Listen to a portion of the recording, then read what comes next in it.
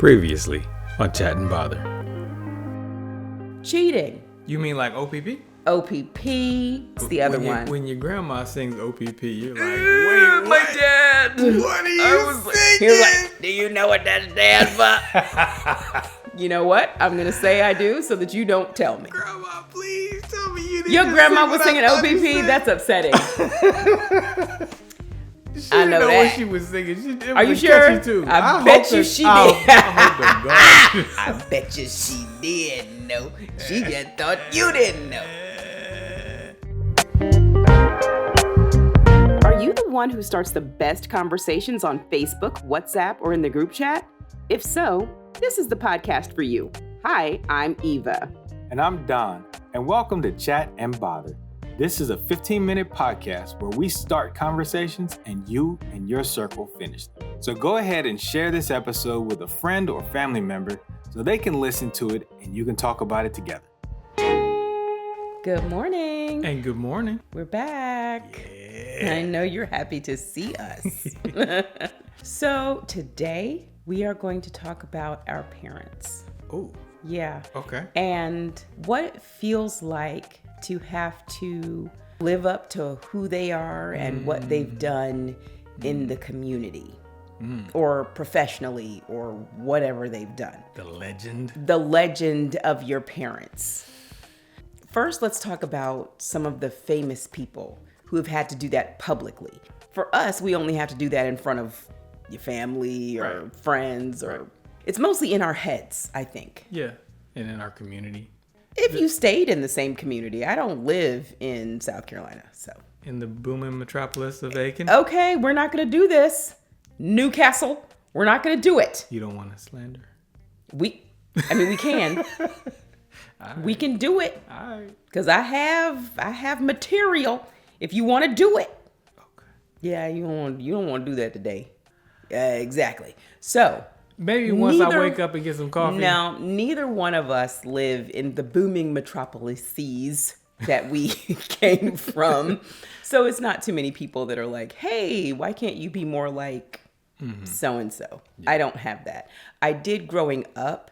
It was, are you going to be like your mom and dad? No, I am not. I am not going to be a pediatrician because I don't particularly, it's like touching people with diseases.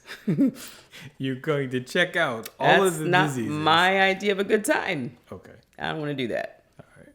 What about you?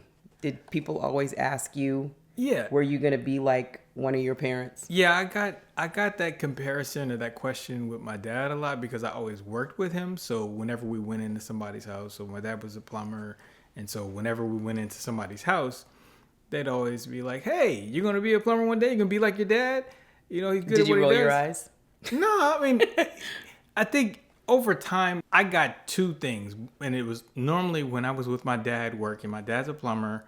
When we were going to a job, we'd inevitably get that question. Hey, are you going to do what your dad does? Are you going to be like your dad when you grow up?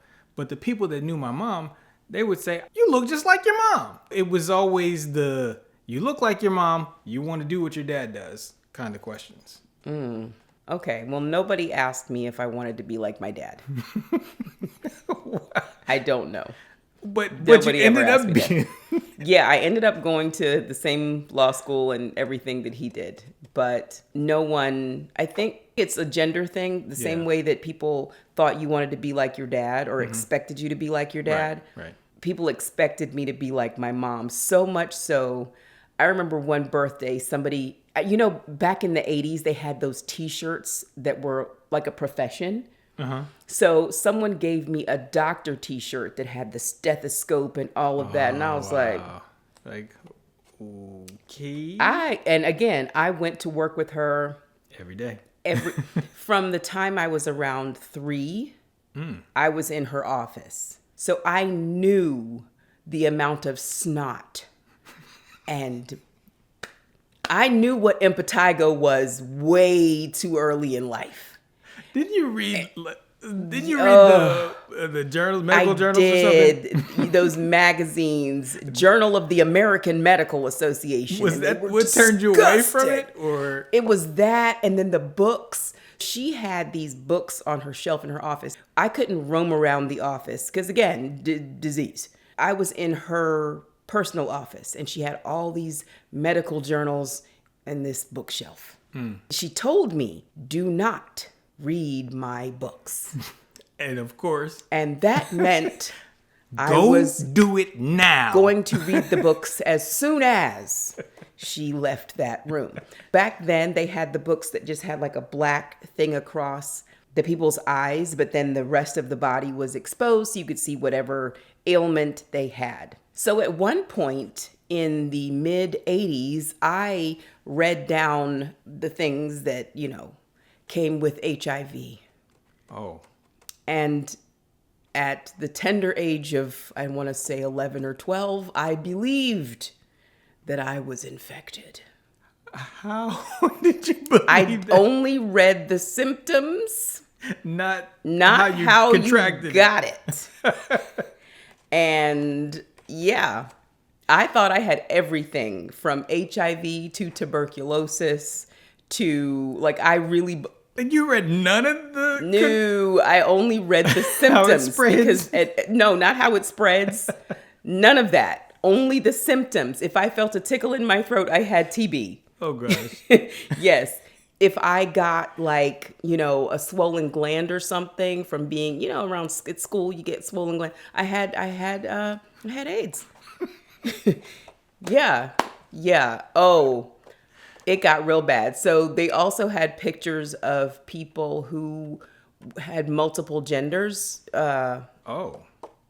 Yeah. So as a 11-year-old, you don't have a lot of anything. Did you have questions? I had questions.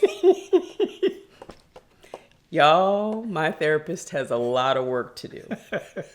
A lot of work to do. So, long story short, yeah, I had no intention of finding out what was wrong with people by touching them and breathing the same air as they did. I did not. That was not in my future. There was always a new problem to solve. It was always something different. You're a problem solver, yep. So that was intriguing. My dad was popular. Everybody knew him. Well, everybody likes the guy who makes sure that you have water. Yeah. You're gonna like that dude. And I loved working with different power tools. He always had a new tool. And I'm like, oh, I didn't use this one yet. Right? That was cool. And apparently the money was pretty good. Yeah. But as I got older, I got to see all of the job. The poo-poo. We always changed toilets, and that didn't bother me too much. It was standing on a hot day in the middle of the summer in a ditch that was filled with what I thought was mud. It's not mud. Until the sun hit it. Oh, that's not mud. And it got a little moist. I ain't gonna make it.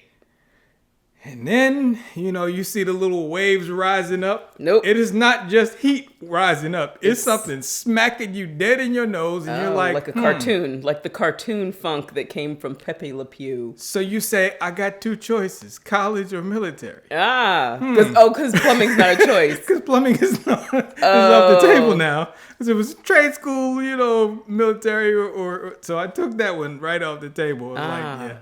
Don't get me wrong. I love having the skills to be able to change out a water heater. And we have never called. Have we ever called the plumber?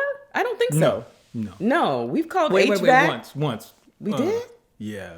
The thing was flooding. It was something in the main or whatever. No. Yes. Something flooded. Yeah. Oh yes, when the thing with the shower upstairs. Yeah. It was making its way. You got to call somebody for stuff like that. But we never. The toilets. The kids know how to snake drains. Yeah. They know how to do all that stuff. They can change a tire. They can snake a drain. They've switched out the sink stuff. They've done all that, right? So you did pass that on. No one expects your kids to be plumbers. No, but a leaky faucet, you can take They got that. Celebrities. Mm-hmm. We're not celebrities. So when we just made a different decision, okay, you're a celebrity. I know you want everyone wants to have your autograph. Everyone wants your autograph. But we're not celebrities. I feel like there's more pressure on them. I didn't feel a lot of pressure to become a physician because yuck. You can pressure me all day. I'm not going to do that. A, and B, I'm not going to be in school for 40 years. I don't want to do that. They're in school forever. Yeah, I couldn't imagine to deal being with blood and boogers. I don't want to do that. I couldn't imagine being one of those father-son duos that are out there right now. Oh, Like, and sons. right. Oh, but could you imagine being Will Smith's kid? Because that is like, people are looking at you. Your dad is on a world stage. Yep. Being a big deal in Newcastle, Delaware. Okay, and Aiken, South Carolina. Being a big deal in Aiken, South Carolina. It's not the same as being a mega star. Right. So if you are Jaden Smith or Willow Smith, you got to feel some kind of way when everybody asks you, are you going to be a rapper or an actor? I mean, your mom is Jada Pinkett. Oh, right. Your It's dad two of is them. Will Smith. You catching it on either side. Yeah, everybody's got expectations of you. There is one guy, not as front and center as the Smiths or Diana Ross and her daughter, not as front and center as Martin Sheen and his sons, right? There's crazy expectations on these people. So John Williams, I know I've complained to you about, he takes all the jobs. Okay, he has all the jobs. If you're a composer and you're going up against John Williams, who is currently 93, he is not leaving us anytime soon, you will not be able to get a job. So I'm going to read you probably an eighth of his resume. Valley of the Dolls, The Long Goodbye, Towering Inferno. So those are the 3-4 boomers that might be watching, okay? Fiddler on the Roof, that's for the quasi-boomers beginning Gen X. Close Encounters of the Third Kind, that's us. Right. Okay, he's been the composer on all of these, so you know these songs, okay? You know this music. All the Indiana Jones. Jurassic Park. Right. Star Wars. At least 3, 4, 5 of them, probably all of them. Did he do the Darth Vader track? He did all of it. Dun, Dun, dun, dun. That's him. Saving Private Ryan. Wow. 3 Supermans, 3 Harry Potters, The Olympics, Sunday Night Football, Jaws, E.T. Wow. This man ain't stopped working. Did I say Star Wars? Yeah, Star Did Wars I say and Star Superman. Wars? And Superman, okay. And he's a knight. He's been knighted. He British. No, I don't know how that even worked. I got to look that up. But he was born in New York. So I got a lot of questions about how that got worked out. Wow. Now, if you are his son, what do you think it feels like? Cold there in your shadow. Right? It must have been cold there in your shadow. Yeah. So if you're his son and you're a composer, what do you do? Yeah. I'm going to tell you what Joseph did. First, he was the lead singer of Toto. Oh. I Miss the Rains Down in Africa. Yeah. That's pretty good. That's pretty good. Not bad. Rosanna. You knew that song. Rosanna, Rosanna. You know that one? Yeah. Okay. Roswell, you know that TV show. He did that. Okay, that's fine. You don't have to know He that. worked. He was the singing voice of Simba for the Lion King, so he did Hakuna Matata. Oh, I want to be a mighty king. Right, and he did Can You Feel the Love Tonight? Oh. Yes, he's worked. Okay. He did Soccer Dog. Okay, is that like a spin-off of Air Bud? It might have been off of Air Bud, but I'm not 100% sure. I tried to skip the things that people didn't know because he has a lot. He has a long resume. The man is working. He's been doing it. He's been doing some things. You know, he's not doing Jaws, E.T., and he's not a knight. Star Wars. Toto was pretty hot. You know what I'm saying? Yeah. You know. Once you've been knighted, I mean, it's kind of hard to His dad got him a couple jobs. He did the English version of the Ewok song on Return of the Jedi. Oh, there was a non-English version? It's Ewok. Oh. It's probably the Ewok version, and then they translated it. And he also worked on Phantom Menace. Oh. And Attack of the Clones. Okay, so with his dad. The next pieces. Yeah. He was working with his dad on that. But his claim to fame, my friends.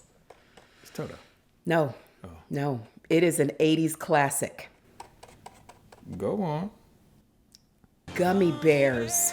bouncing here and there and everywhere. Everywhere. High adventure that's beyond compare. We are the Gummy Bears. They, not we, man. It's about them. They are the Gummy Bears. Maybe I just felt I identified with the Gummy Bears. Listen, you know? Listen. High adventure. They had That's me at beyond high adventure. compare. Beyond compare. Let's go. I don't even know how long that show was on, but why It was do we like still 2 know seasons. it? Why do we That still was know a it? catchy earworm. That was my show.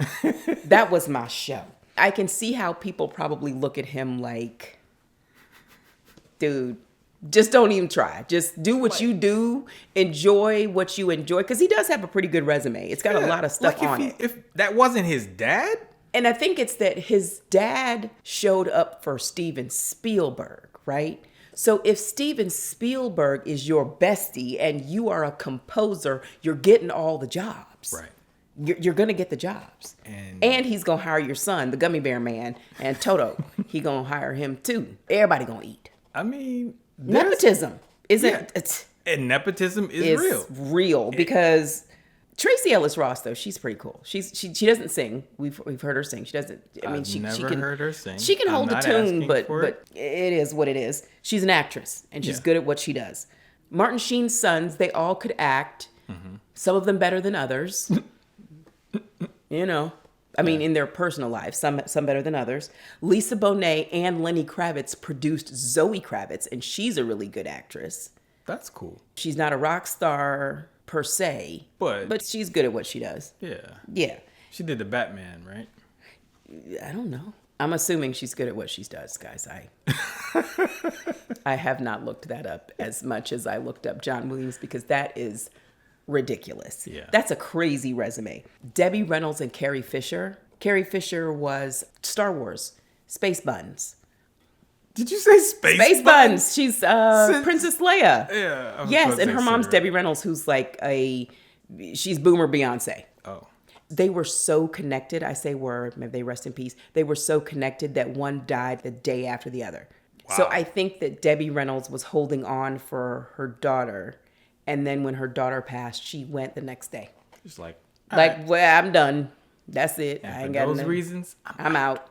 Yeah, we haven't had as much pressure because we're not international global superstars. Do you think our kids have pressure? I mean, they followed in our footsteps, so I mean, what? Yeah, I don't know. I think they're just smashing our footsteps. They really are. I want to follow in their footsteps. If we're being honest. Right. I want to do what they do. I think there's a couple other ones that you could think about. Denzel's son. Oh, yeah. Where his mom was a Broadway actress. Is she? Was she? Was it Broadway? Was it Broadway? It was something like... She's amazing one way or the other. Because when they brought up the fact that, your dad You're is Denzel's son. He's like, no, I am her son. Right. Like, that's my dad. Let me stop you right there. Let me stop you. And he's doing well in his own right. I want to say Coretta, but I don't think that's her name. Yeah, if you get it wrong, he's gonna correct you. Right. I don't want him to come for me. So and then you have LeBron and Bronny.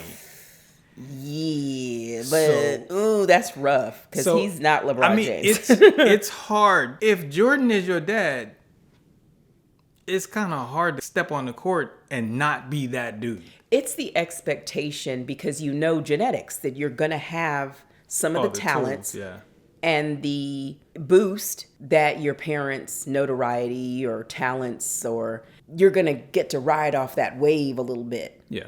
They either say, oh, you're not as talented. You only got this because these are your parents. Yeah, because the DNA, they made me, and I should be a lot like them. But then you have Magic Johnson's kids. Right. They are all completely different. They are not like Cookie or Magic. They just doing their own thing. Steve Harvey's kids, all doing their own thing. And I think that's kind of cool. They get to be their own people. They get to have their own lives. Right. And their parents are like, psh. And I think a part of it is to say, look, you don't have to do what I do, but you can go far in your own lane. Right. And we'll support you in that lane. Right. So. That's true. Okay, we could do this all day. But guess what? I gotta go to work. And I do too. Yeah, I hope that this is one of the best 15 minutes of your week. Send this to a friend if you really, really like them. If you did not enjoy this, send it to someone that you don't like. Okay? And we will talk to you soon. Bye. Bye. Next time on Chat and Bother, Band-Aids that match us. I haven't seen one that's matched me. I have. Your daughter had Band-Aids that matched you, all the two of you. And there are Band-Aids. It's not light skin slander. I'm just saying. You seem offended. I haven't seen You one. took that personally. And I took that personally. Thank you for joining us for Chat and Bother. Go ahead and like our Facebook page and share this episode with people that you want to chat with or just feel like bothering, or both. Visit our website, chatandbother.com, for our episode guide and other ways to connect with us. Take care.